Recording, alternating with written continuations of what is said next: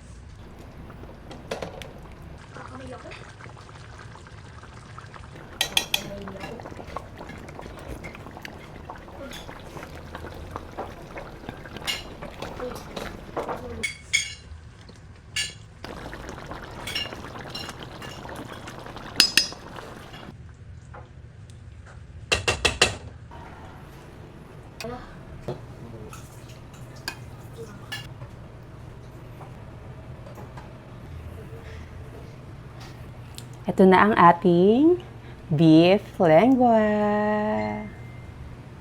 Siyempre, titikman natin. Ayan ang sauce. Wow. Ang ginagawa ko dito, gusto ko talaga masarsa siya. Para kapag natitira, hindi siya natutuyo. Tulad niyan, ito, since binidyohan, tinan nyo, nagtik na yung sauce niya. Ayan o. Kaya kapag na-ref yan, mas lalong nagtitik yung sauce. Kaya gusto ko yung medyo masarsa pa siya.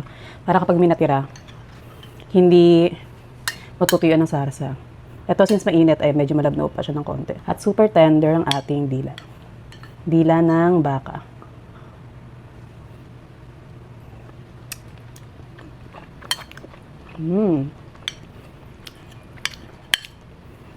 Sarap sa kanin.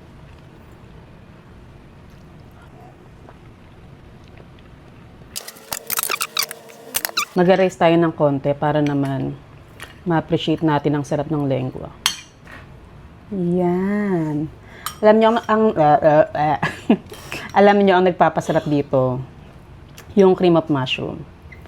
So matagal na ako naglalagay ng cream of mushroom at talagang nagle-level